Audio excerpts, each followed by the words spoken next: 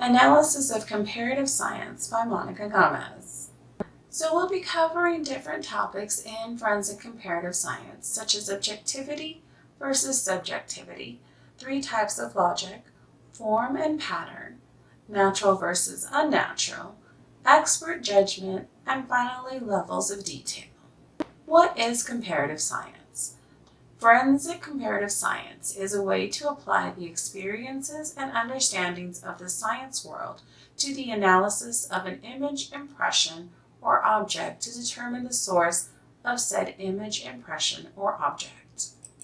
Objectivity in forensic science is a method of understanding objects and their relationship to other objects. Comparative measurements are used to analyze these objects or images. Matching these measurements between two images or objects is an unbiased approach that relies on observable facts rather than opinions or assumptions. Using these measurements, a forensic analyst is able to determine the relationship of one image or object to another image or object. Subjectivity. So we'll be looking at similarity versus dissimilarity, or agreement and disagreement. Subjectivity in forensic science is the analyst using their experience to determine if an object or image is related to another object or image. After the objective analysis of the image or object is completed, the analyst must determine how similar or dissimilar the image is to what is considered the source of the image. Then the forensic analyst must make a judgment to either agree or disagree that one image or object has a common origin as another image or object. Logic is an important part of the forensic analysis as it allows for the analyst to connect, interpret, and conclude a specific event based on the observable rules of science. There are three types of logic used in forensic analysis, and they are abduction, deduction, and induction. Beginning with abduction. So abduction is basically an educated guess to explain what most likely happened. Abduction is the reasoning process that analysts use to try and make sense of the observed evidence. Abduction logic begins with observable facts or evidence, which then leads to a hypothesis to try and explain what happened. Next, that hypothesis can be tested to determine if the guess is correct or if further testing is necessary. So here we see a single shoe print that was found near a window. The shoe print belongs to a suspect who broke into the home. That is our educated guess. Deduction logic determines if the result or educated guess is correct based on the rules of science. Deduction is a way the analyst or examiner can be certain if two images or objects are from the same source, if details between both images agree based on an accepted tolerance and variation. So here we have determined from the shoe print that the shoe print is size 12. And from the tread pattern, we now know that the shoe print belongs to a Nike shoe. We have found a nearby suspect wearing the same type of Nike shoe. Upon further analysis, the tread size and wear pattern match the suspect's shoe to the house that was broken into and where the shoe print was left. So, through deduction, we can deduce that the suspect has made the crime scene shoe prints. Induction logic. Induction logic is used to draw conclusions based on the analysis.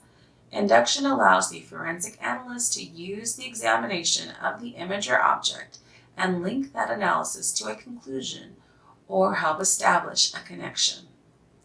So the shoe print suspect has committed burglaries in the past and is always seen wearing the same Nike shoes. Based on our induction logic, the suspect has a pattern of breaking into houses wearing Nike shoes. More than likely, the suspect broke into the house that had the same Nike shoe print in their home. Form. Form is the general shape of objects. Objects such as leaves may all appear similar, yet are very, very different upon closer analysis. Even tire tracks or humans that are the same height all have a general shape that is very similar. Pattern is the specific structure of shape that are within each object, such as the vein patterns of a leaf, or characteristics of a fingerprint, or even tread patterns of a tire mark. Even with the similarities between objects, no object is identical to the other. For example, each fingerprint is unique due to the characteristics or minutiae developed in the womb as a result of not only genetic factors, but the amniotic fluid that was flowing over the surface of the finger at the time of development. Even a tire print, while an analyst is able to determine by a simple look that a tire print is present, upon closer examination, the wear of the tire marks or tears in the rubber will make a unique print that is unique to a specific tire. Natural. As of yet, no natural pattern has ever been seen to repeat. Natural patterns exist and appear symmetrical. Upon closer inspection, even two leaves from the same tree, which seem identical from a general impression, are actually very different. You are able to look at these two leaves that were taken from the same tree. At first glance, they do seem extremely similar. However, if you look closely, they are not identical. Even the vein patterns on the leaves are different. Unnatural. Just as no natural patterns repeat, neither do unnatural patterns. Unnatural objects also appear symmetrical, but are not upon closer inspection. Looking at these pebbles that were made over time through the process of weathering, since no two pebbles were ever in the same location at the same time, each was worn away in a specific way and has now a unique pattern specific to that one pebble. Expert judgment. Expert judgment can be fallible. Analysis must be based on valid and reliable science, because jurors tend to focus on the credibility of the expert. Confidence is often reduced when case components are missing. So since judgment is made by humans and humans are not infallible, then judgment has the potential to also be fallible. Judgment should always be based on analysis that has been based on valid and reliable scientific methods and procedures. When asked, jurors focus on the credibility of the expert, and loss in credibility of the expert tends to equal loss in the weight of the evidence as interpreted by that expert. Confidence in the expert and evidence tends to be reduced if parts of the case or evidence are missing. Levels of detail. The levels of detail are normally 3, but can be more depending on the analyst and procedures or methods used by said analyst. Level 1 is general images, such as being able to determine that you are looking at tire tracks or a vehicle. Level 2 has more specific detail than Level 1, such as specific patterns. In this level, an analyst is able to determine if they should keep analyzing the image or disregard the image. At this level, an example might be being able to determine the manufacturer of a vehicle, and now possibly measurements may also be available.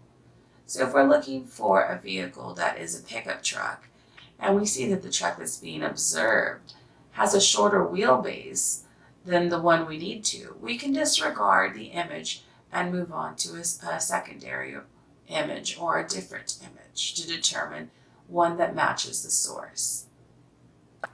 Level 3 has the most specific details of all levels of detail.